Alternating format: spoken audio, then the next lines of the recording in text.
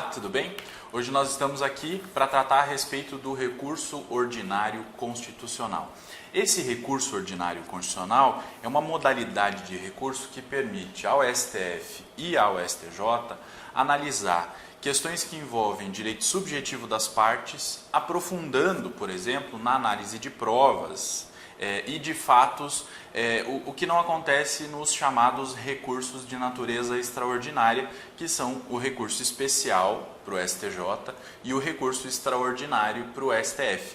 Então, dentro desses recursos que chegam aos tribunais superiores, o recurso ordinário ele tem uma característica fundamental que o diferencia do recurso especial e do recurso extraordinário, porque ele é uma modalidade de recurso previsto em alguns casos bem específicos e possibilita que o STJ ou o STF, dependendo da competência, possam analisar determinados casos e fazer uma análise de fatos e de provas.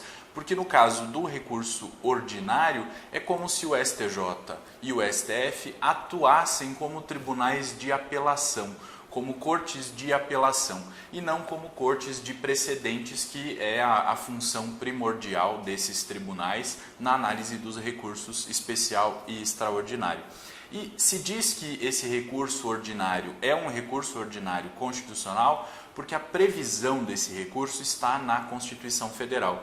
Então, o artigo 102, inciso 2º, disciplina os casos em que é cabível o recurso ordinário constitucional para o STF, e o artigo 105, inciso 2º, disciplina os casos em que é cabível o recurso ordinário constitucional para o STJ. Há um regramento específico desse recurso no Código de Processo Civil, mas a previsão inicial é na Constituição Federal, que é o que nós vamos ver agora. O artigo 102, inciso 2º, diz assim: compete ao Supremo Tribunal Federal, precipuamente, a guarda da Constituição, cabendo-lhe, inciso 2º, julgar em recurso ordinário, a linha A, o habeas corpus, o mandado de segurança, o habeas data e o mandado de injunção decididos em única instância pelos tribunais superiores, se denegatória a decisão. E a linha B, o crime político. Então, nós precisamos entender, dentro do processo civil, essas hipóteses de cabimento do recurso ordinário constitucional para o STF previstas na alínea A. Habeas corpus, o mandado de segurança, o habeas data e o mandado de injunção, decididos em única instância pelos tribunais superiores. A primeira coisa, então, que nós precisamos entender é: habeas corpus, mandado de segurança, habeas data e mandado de injunção não são recursos, eles são ações constitucionais. Uma vez que essas ações constitucionais tenham sido propostas diretamente nos tribunais superiores, nas hipóteses em que elas são cabíveis, que essa propositura dessas ações é cabível nos tribunais superiores, se a ordem ao final do processo for denegatória, ou seja, se a ação, tanto o habeas corpus, o mandado de segurança, o habeas data ou o mandado de injunção, for julgada improcedente, na hipótese de se analisar o mérito da ação, ou mesmo se essas ações forem extintas sem análise do mérito, quer dizer que nós tivemos uma decisão denegatória. E aí vai caber ao autor a possibilidade de manejar o recurso ordinário para o STF. E o STF, então, neste caso, vai ser a segunda instância nessas ações constitucionais que forem propostas diretamente nos tribunais superiores. E como tribunais superiores nós temos que entender STJ, TST, o TSE, o Superior Tribunal Militar, são tribunais previstos pela Constituição, como tribunais superiores. Se então houver uma ação constitucional de habeas corpus, mandado de segurança, habeas data ou mandado de injunção diretamente nesses tribunais superiores, e se a ordem for denegada nessas ações, ou essas ações forem extintas sem análise do mérito, vai caber recurso ordinário para o STF. E é isso que está prevendo o artigo 102, inciso 2º da Constituição Federal. Ok? Então é muito importante entender que habeas corpus, mandado de segurança, habeas data e mandado de injunção não são recursos. É comum que haja essa confusão. Em alguns casos, há pessoas que fazem associação do conceito de habeas corpus, mandado de segurança, habeas data e mandado de injunção com o conceito de recursos. Mas a natureza jurídica deles é de ação constitucional para proteger determinados direitos específicos, né, que a Constituição entendeu que são importantes o suficiente para haver a previsão de uma ação constitucional específica para a sua proteção, ok? E mesmo no processo civil é possível que se fale em cabimento de habeas corpus, né? Geralmente ele é muito mais comum no processo penal, porque o habeas corpus, nós sabemos, ele serve para a proteção da liberdade do indivíduo, né? O direito de ir e vir. Nesse caso, no processo civil, é possível também o cabimento de habeas corpus, justamente naqueles casos em que se determina a prisão civil do devedor de alimentos, né? Então, se houver essa hipótese, nós vamos ter uma hipótese de habeas corpus de natureza civil. E aí vão incidir nesse caso as regras previstas no Código de Processo Civil, ok? Muito bem. O artigo 105, inciso 2º, vai tratar da competência do STJ e vai dizer, nesse caso, quando será cabível recurso ordinário para o STJ. E diz o seguinte: compete ao Superior Tribunal de Justiça, inciso 2º, julgar em recurso ordinário, a linha A, os habeas corpus decididos em única ou última instância pelos tribunais regionais federais ou pelos tribunais dos estados, do Distrito Federal e territórios, quando a decisão for denegatória.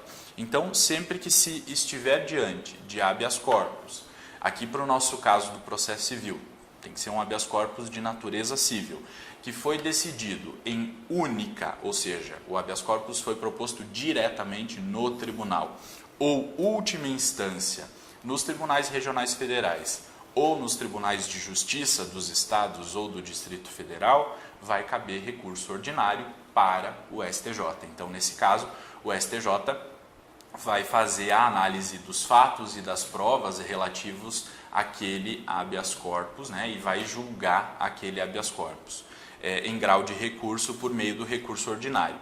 A linha B fala do cabimento de recurso ordinário contra decisões denegatórias proferidas em mandados de segurança decididos em única instância pelos tribunais regionais federais ou pelos tribunais dos estados, do Distrito Federal e territórios. Então, a semelhança que nós temos entre a linha A e a linha B é que aqui nós exigimos também que a decisão seja denegatória, ou seja, decisão denegatória é aquela que nega o direito, né? Ou seja, analisa o mérito e diz que o direito não pertence ao autor, e também aquela decisão que extingue aquele processo sem análise do mérito. Também, para efeitos do recurso ordinário, é considerada uma decisão denegatória, ok? Então, cabe recurso ordinário nesse caso. A linha A fala em habeas corpus, a linha B fala em mandado de segurança. A linha A fala em habeas corpus decidido em única ou última instância. A linha B fala em mandado de segurança decidido em única instância por um tribunal regional federal ou por um tribunal de justiça, né? Essa é uma diferença fundamental entre as alíneas. E a linha C vai tratar do cabimento de recurso ordinário nas causas em que forem partes Estado estrangeiro ou organismo internacional, de um lado, e do outro, município ou pessoa residente ou domiciliada no país. E aqui nós temos um caso bem curioso, né? Porque essas ações, causas em que forem partes Estado estrangeiro ou organismo internacional de um lado, e de outro, município ou pessoa residente ou domiciliada no Brasil, são de competência da Justiça Federal. Então, essas causas vão ser propostas na primeira instância da Justiça Federal. E contra as decisões proferidas nessas causas, vai caber recurso ordinário diretamente para o STJ, conforme a previsão do artigo 105, inciso 2º, a linha C. Ok? Então, é bem importante a gente entender isso, porque daí não vai caber recurso para o Tribunal Regional Federal. Já vai caber recurso diretamente ao STJ. E não é recurso especial, é o recurso ordinário constitucional, conforme diz o inciso 2º, a linha C do artigo 105 da Constituição. ok? Essas então são as hipóteses de cabimento, e nós podemos perceber que são hipóteses bem específicas de cabimento do recurso ordinário constitucional, e são bem específicas, repetindo, porque a função essencial do STF e do STJ é promover a uniformização do entendimento. O STF vai promover a uniformização do entendimento a respeito da interpretação da Constituição. E o STJ vai fazer a uniformização do entendimento a respeito da interpretação da lei federal infraconstitucional. Essa é a função primordial desses tribunais, mas a Constituição prevê, além disso, em caráter excepcional, a competência para julgamento em recurso ordinário, nesses casos previstos nos incisos segundos do artigo 102 e do artigo 105, ok? Vai destoar, então, essas competências do recurso ordinário destoam um pouco da competência para o recurso especial e o recurso extraordinário, porque a função do STJ e do STF no julgamento do recurso ordinário é sensivelmente diferente da função que esses tribunais desempenham no julgamento do recurso especial e do recurso extraordinário. Porque no recurso especial e extraordinário, o que se quer é firmar uma tese para uniformizar o entendimento a respeito da questão que está sendo discutida naquele caso. Já no recurso ordinário, não se quer firmar uma tese, porque a função tanto do STF quanto do STJ, nesse caso, é diferente. É uma função de corte de apelação. Então, eles vão analisar fatos, eles vão analisar provas nesse recurso ordinário constitucional, ok? Lá no CPC, a previsão desse recurso ordinário consta dos artigos 1027 e 1028. E aí, o artigo 1027, nos seus dois primeiros incisos, ele vai disciplinar sobre a competência do STF e do STJ, e ele basicamente repete aquilo que já estava na Constituição Federal, focando, obviamente, nas causas de natureza civil, porque é o Código de Processo Civil, então, ele estabelece nesses dois incisos ali essas competências. O parágrafo 1º do artigo 1027 fala a respeito dos processos referidos no inciso 2º, a linha B, que são os processos, os recursos ordinários de competência do STJ, interpostos nos processos em que forem partes, de um lado, o Estado estrangeiro ou organismo internacional, e de outro, um município ou uma pessoa residente ou domiciliada no Brasil. E aí ele diz que nesses processos, contra as decisões interlocutórias, caberá agravo de instrumento dirigido ao STJ nas hipóteses do artigo 1015. Isso quer dizer o quê? Se acontecer alguma das hipóteses previstas lá no artigo 1015, naqueles processos que tramitam na primeira instância da Justiça Federal, tendo de um lado um Estado estrangeiro ou um organismo internacional e de outro um município ou uma pessoa residente ou domiciliada no Brasil, nas decisões interlocutórias que se enquadrarem naquelas hipóteses do 1015, cabe recurso de agravo de instrumento, e esse recurso de agravo de instrumento não vai ser interposto no Tribunal Regional Federal, ele vai ser interposto diretamente no STJ. É isso que está dizendo o parágrafo 1º do artigo 1027, ok?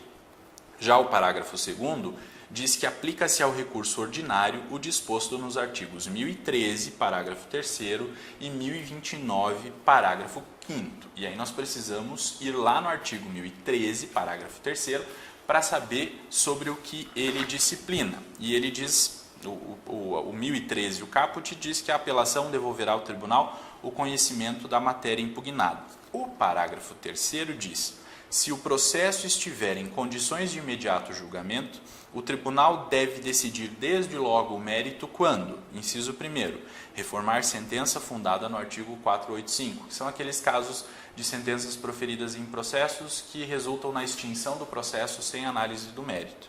E no inciso 2º, decretar a nulidade da sentença por não ser ela congruente com os limites do pedido ou da causa de pedir. Inciso 3º, constatar a omissão no exame de um dos pedidos, hipótese em que poderá julgá-lo. E o inciso 4º, decretar a nulidade de sentença por falta de fundamentação. Então, nesses casos aqui, são aplicáveis também essas hipóteses para o recurso ordinário. Então, se tiver um recurso ordinário que tenha chegado ao STF ou ao STJ e que se verifique uma das hipóteses de extinção do processo sem análise do mérito, chegou no STJ, o STJ entendeu que não era o caso de extinguir sem análise do mérito, né? Que era o caso, sim, de superar aquele eventual defeito processual que poderia impedir a análise do mérito e então julgar o mérito.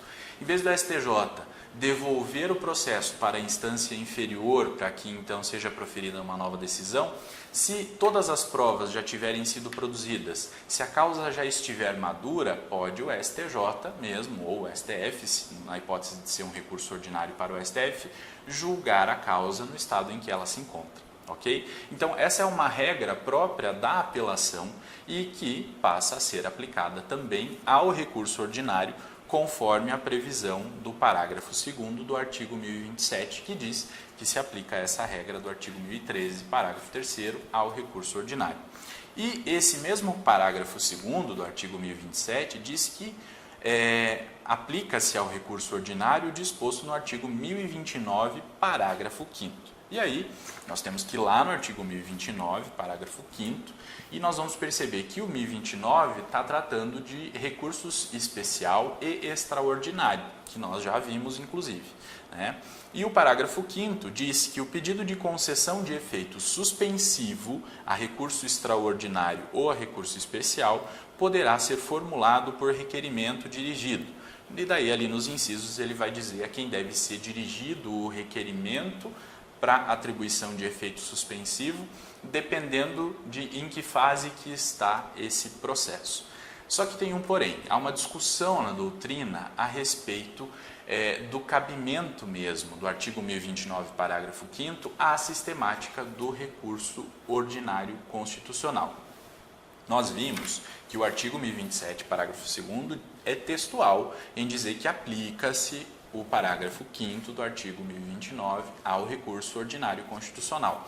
Só que a doutrina está discutindo sobre a aplicabilidade desse parágrafo 5º do artigo 1029 porque ele foi modificado. Então, nós sabemos que o Código de Processo Civil ele foi votado no final do ano de 2015 e no início do ano de 2016 ele foi sancionado pela Presidência da República e permaneceu durante um ano em período de vacância, né? No período de vacatio legis. Durante esse prazo de vacatio legis, houve uma lei que modificou o novo Código de Processo Civil. E essa lei modificou o novo Código de Processo Civil em alguns pontos fundamentais. Uma modificação fundamental que aconteceu foi justamente com relação aos recursos especial e extraordinário, né? E foi modificado aqui o parágrafo 5º, né? Os incisos 1º e 3º do parágrafo 5º do artigo 1029 foram modificados por essa lei. E foram modificados por quê?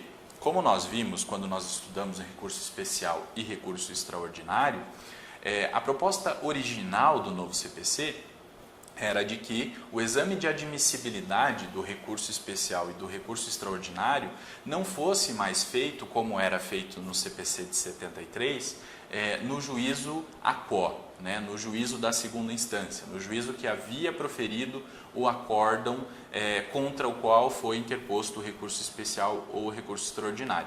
O que se quis na redação do novo CPC, aquela que foi aprovada inicialmente e sancionada, foi que o exame de admissibilidade do recurso especial e do recurso extraordinário fosse feito diretamente pelos tribunais superiores, pelo STJ ou pelo STF, dependendo do tipo de recurso que fosse interposto. Entretanto, houve aí uma grande movimentação desses tribunais que pressionaram o Poder Legislativo brasileiro, que editou uma nova lei, a Lei 13.256 de 2016, que modificou essa sistemática no novo Código de Processo Civil antes mesmo de ele entrar em vigor, antes mesmo de terminar o período de vacatio legis. E nessa modificação nós voltamos ao sistema do CPC de 73, ou seja, o exame de admissibilidade do recurso especial e do recurso extraordinário é feito em dois momentos. no primeiro momento pelo juízo ACOL, ou seja, pelo Tribunal de Justiça ou pelo Tribunal Regional Federal, e num segundo momento, então, pelo STF e pelo STJ. Né? Então, nós voltamos a essa dinâmica que se pretendeu revogar com a mudança do Código. Né? Então, acabou não havendo mudança efetiva, porque, muito embora o texto original do novo Código tenha pretendido a mudança, essa lei que veio antes de o Código entrar em vigor, durante o período da vacatio legis, modificou esse sistema, né? E então passou a haver, no novo Código de Processo Civil, 2 exames de admissibilidade do recurso especial e do recurso extraordinário. E aí a discussão que a doutrina trava, e eu recomendo que vocês leiam principalmente o posicionamento do professor Fred Didier Júnior e do professor Leonardo Carneiro da Cunha no curso de processo civil, de direito processual civil, pela editora Juspodium, num determinado sentido. Há outros doutrinadores, por exemplo, como o professor Alexandre Freitas Câmara, que entendem num sentido contrário, né? Porque no recurso ordinário, o professor Alexandre Freitas Câmara diz que se deve adotar a sistemática da apelação, porque a natureza jurídica dele é muito assemelhada à natureza jurídica da apelação. Já os professores Fred Didier Júnior e Leonardo Carneiro da Cunha defendem que não, que nesse caso, para atribuição do efeito suspensivo, deve-se obedecer o disposto no parágrafo 5º do artigo 1029. Né? Então, o professor Alexandre Freitas Câmara defende no seu livro que houve com essa mudança que aconteceu no novo Código de Processo Civil, antes mesmo de ele entrar em vigor, ele defende que aconteceu uma revogação tácita do que estava previsto lá no artigo 1027, parágrafo 2º, para dizer que então não cabe mais a aplicação do artigo 1029, parágrafo 5º. Já os professores Fred Didier Júnior e Leonardo Carneiro da Cunha entendem que sim, que aplica-se o disposto no artigo 1029, parágrafo 5º, que não ocorreu a revogação tácita do que está contido lá no artigo 1027, parágrafo 2º. Né?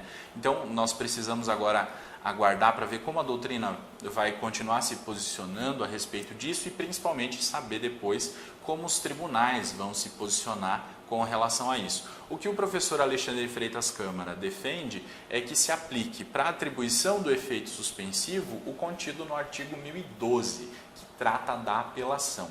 E os professores Fred Didier Júnior e Leonardo Carneiro da Cunha defendem que não, que se deve aplicar ao recurso ordinário para fins de saber se ele vai ter efeito suspensivo e como se deve obter esse efeito suspensivo, que se deve aplicar então o parágrafo 5º do artigo 1029, que trata da atribuição de efeito suspensivo aos recursos especial e extraordinário.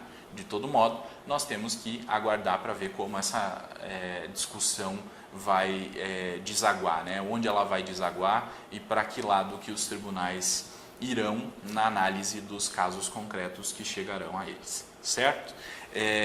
Prosseguindo, o artigo 1028 fala que ao recurso mencionado no artigo 1027, inciso 2º, a linha B, aplicam-se quanto aos requisitos de admissibilidade e ao procedimento as disposições relativas à apelação e o regimento interno do Superior Tribunal de Justiça. Ele está tratando aqui, quando o artigo 1028, caput, faz menção ao artigo 1027, inciso 2º, a linha B, está tratando daqueles processos que tramitam na primeira instância da Justiça Federal, né, em que são parte um organismo internacional ou um Estado estrangeiro de um lado e de outro, um município ou uma pessoa domiciliada ou residente no país, que se vai aplicar as mesmas regras com relação a requisito de admissibilidade e procedimento relativas à apelação e adequando-se a isso o regimento interno do STJ.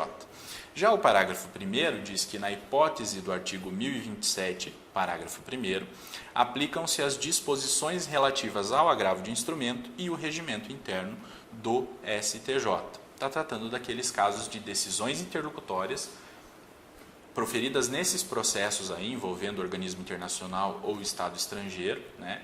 E aí se aplicam as disposições, o que o artigo 1028 no caput, no parágrafo 1º faz, é uma diferenciação. Então, se estiver diante de um recurso ordinário interposto contra uma sentença, nesses casos do inciso 2º do artigo 1027, a linha B, vão se aplicar as regras da apelação. Se estiver diante de um agravo de instrumento interposto contra uma decisão interlocutória, nesses casos específicos, vai haver então a incidência das regras relativas ao agravo de instrumento, aliadas às regras relativas ao regimento interno do STJ. Já o parágrafo 2º do artigo 1028 diz que o recurso previsto no artigo 1027, incisos 1º e 2º, a linha A, deve ser interposto perante o tribunal de origem, cabendo ao seu presidente ou vice-presidente determinar a intimação do recorrido para, em 15 dias, apresentar contrarrazões. Então, quando ele fala do artigo 1027, incisos 1º e 2º, e a linha A do inciso 2º, ele está tratando daqueles recursos ordinários interpostos contra sentenças denegatórias das ações constitucionais, né, que caibam nos tribunais superiores, daí nós vamos ter recurso ordinário para o STF, ou nas ações constitucionais julgadas nos tribunais regionais federais ou tribunais de justiça, que daí caiba recurso para o STJ. Das sentenças vai caber recurso ordinário, naqueles casos específicos dos incisos 1º e 2º do artigo 1027 e na linha A do inciso 2º do artigo 1027.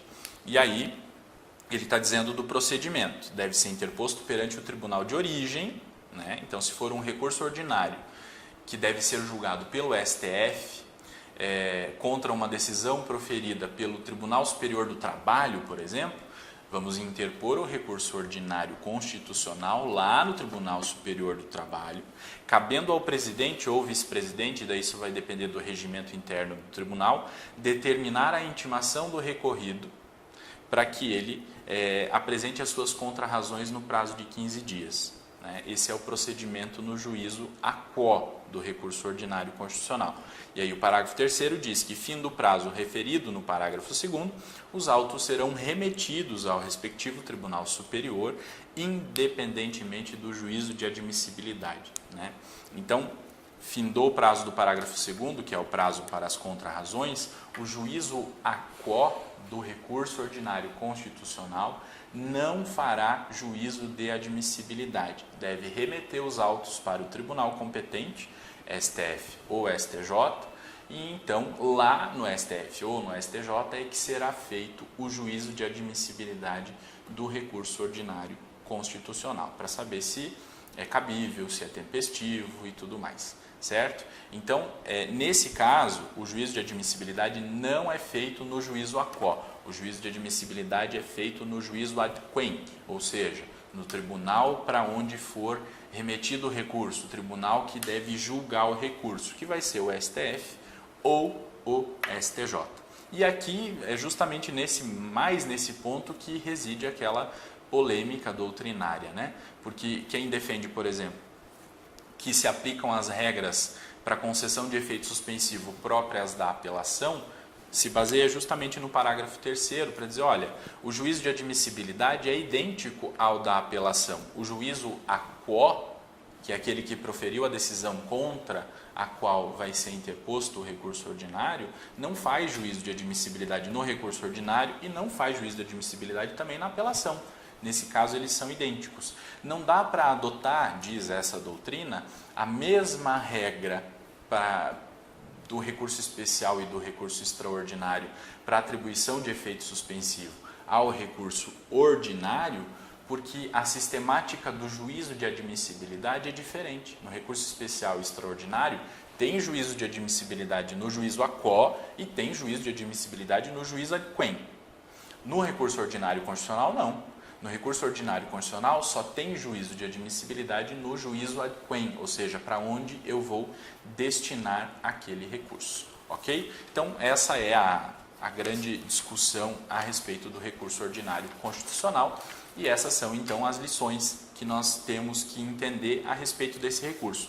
Só reforçando, nessas hipóteses de cabimento do recurso ordinário constitucional para o STF e para o STJ, nas hipóteses de ações constitucionais, a decisão tem que ser denegatória, ou seja, ela tem que negar o direito, julgar improcedente a ação, analisando o mérito, ou extinguir o processo sem análise do mérito. Então, tem que ter uma sentença desfavorável para o autor da ação.